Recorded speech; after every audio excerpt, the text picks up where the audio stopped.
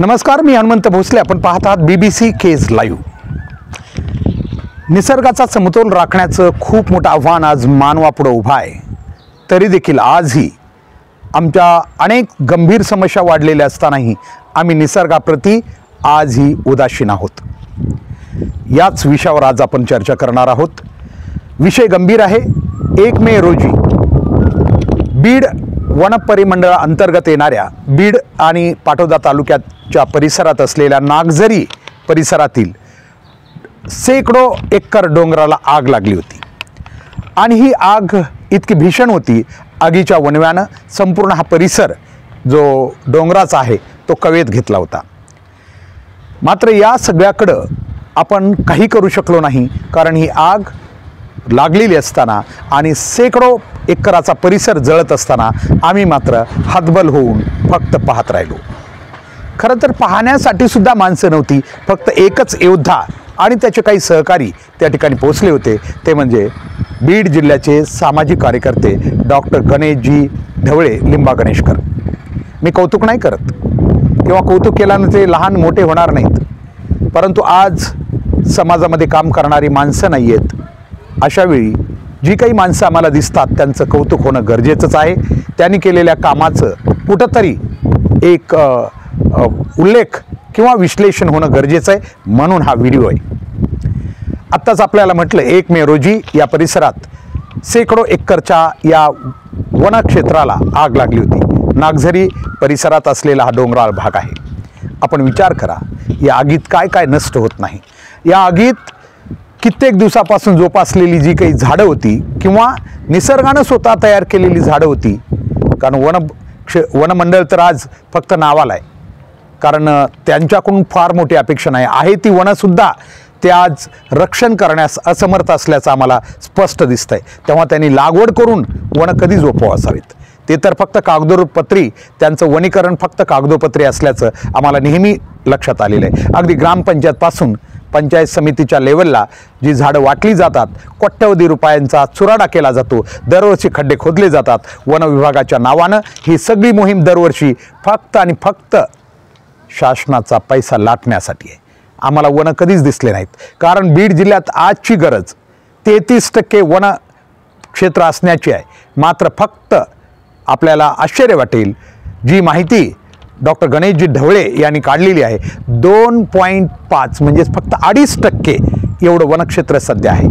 का दुष्काळ पडणार नाही, का पाणी करत फिरावं लागणार नाही, या बाबी गंभीर होण्याचं कारण आम्ही दुर्लक्षितपणा करत आहोत. या ठिकाणी शेकडो एकरवरची आग लागलेली असतानाचे काही व्हिडिओ आता आपण या माझ्या बोलण्यानंतर पाहणार आहात की कशी आग लागत गेली आणि त्या ठिकाणी हताशपणे आम्हाला फक्त पाहावं लागलं.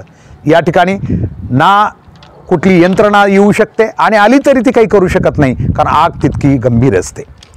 आणि त्या आगीत सगळ्यात महत्त्वाचं नुकसान होतं की छोटे छोटे जीव तर त्याच्यात या आगीच्या लक्ष्यस्थानी असतातच किंवा या ठिकाणी बळी जातातच, पण त्या व्यतिरिक्त जी झाडं पर्यावरणाचा एक समतोल राखण्याचं महत्त्वाचं माध्यम आहे, ती झाडं जळून खाक होतात. तेव्हा मात्र खूप वाईट वाटतं. आणि म्हणून या ठिकाणी आम्हाला आता गरजेचं आहे की लोकांनाही आम्ही जागृत केलं पाहिजे. या आगी लागण्याची काही कारणं, बऱ्याच वेळा या परिसरात असणारे काही ऊस धारक शेतकरी ऊस तोडणी झाल्यानंतर जो खोडवा असतो पुन्हा फुटावा म्हणून जे पाचट असतं ते जाळण्याचा प्रकार करतात. अनेक लोक आपली बांध फुकून देतात, मात्र काळजी घेत नाहीत. बांध फुकून दिला जातो आणि तसंच घरी जातात, मात्र त्यामुळं काय पुढं हानी होईल हे ते बघत नाहीत आणि अर्थातच अशा प्रकारची एक मोठी हानी होते. 1 मे रोजी महाराष्ट्र दिनी जो हा प्रकार घडला तो तितकाच गंभीर होता. खरं तर जेव्हा डॉक्टर गणेशजी ढवळे यांच्याकडून मी हे सगळं ऐकत होतो, तेव्हा खरोखर या ठिकाणी पर्यावरणाची काळजी करणारी काही माणसं आहेत आणि म्हणून आज काहीतरी आहे. भविष्यात ही माणसं जेव्हा राहणार नाहीत तेव्हा परिस्थिती काय असेल हा आपल्याला विचारात घेण्याचा मुद्दा आहे. कारण आज प्रत्येक व्यक्ती फक्त राजकीय प्लॅटफॉर्मवर उभा आहे आणि तिथून मला काही मिळतं का, माझा काही फायदा आहे का, कोणती पदं मिळतात का आणि त्या पदाचा लाभ मिळतो का, याच्या पलीकडं जीवन आज दिसत नाही आहे. आणि मग हा समतोल जो ढासळला आहे की 33% बीड जिल्ह्याला वनक्षेत्र हवं आहे.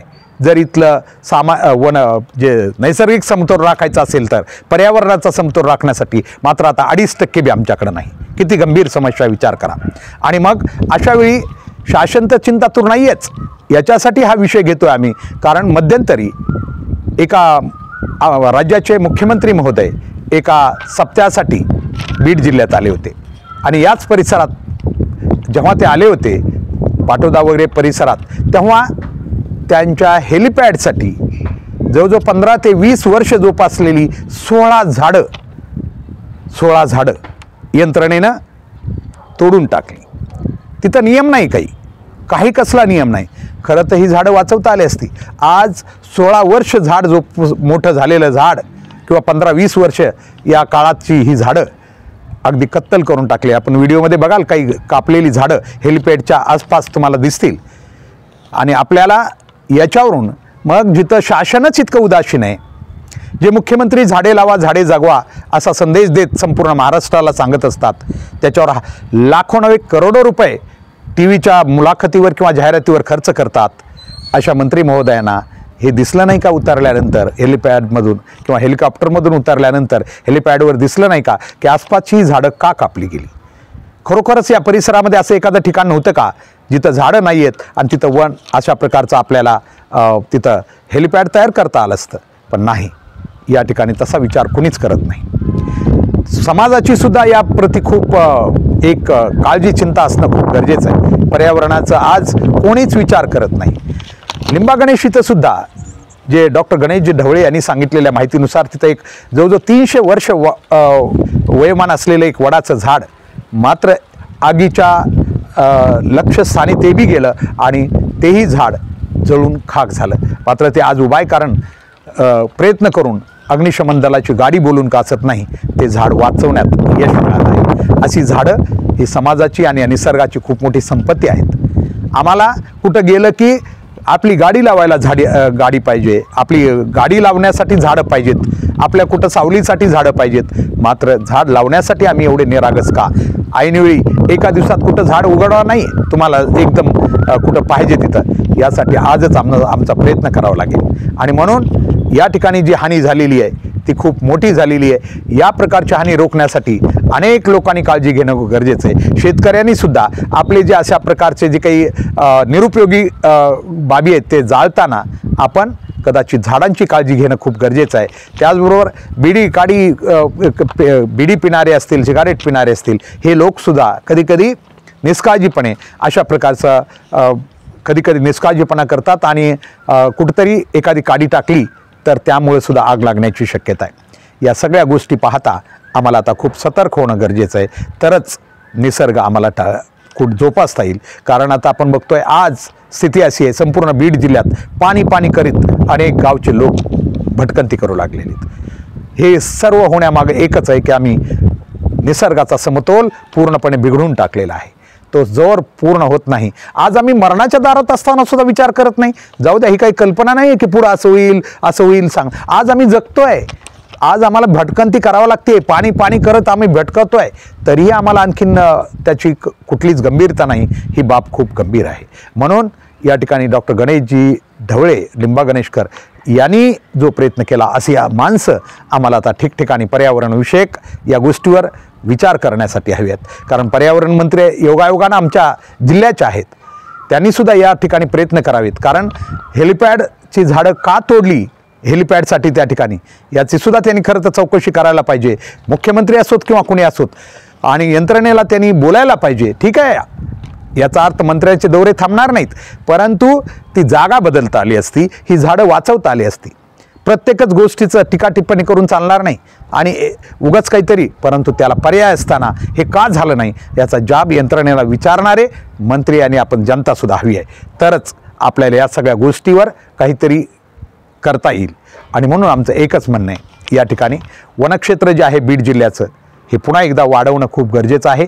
त्याचबरोबर या ठिकाणी वन विभागानं केवळ नावापुरत्या पाट्या टाकू नयेत, मात्र कारण का त्यांचं फक्त शासनाच्या आदेशानुसार चालतं असं न होता याला त्यांनी एक वेगळी दिशा दिली पाहिजे, त्यात इंटरेस्ट घेतला पाहिजे.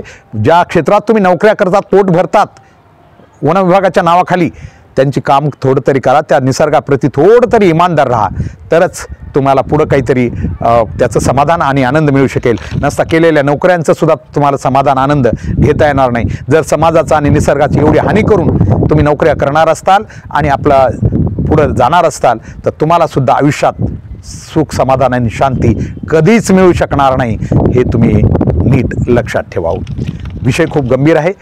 आम्हाला एवढंच सांगायचं आहे की वनक्षेत्र वाढवण्यासाठी आपण सर्वांनी मदत करावी लागेल. आणि त्याचबरोबर लागणाऱ्या आगी ज्या आहेत, आपण आता बघा काही व्हिडिओ यापुढे आम्ही टाकतोय आपल्या माहितीसाठी, ते बघितल्यानंतर आपल्यालाही कळेल की एकदा लागलेली आग आटोक्यात येत नाही, फक्त असहाय्यपणे तिच्याकडे बघत बसावं लागतं.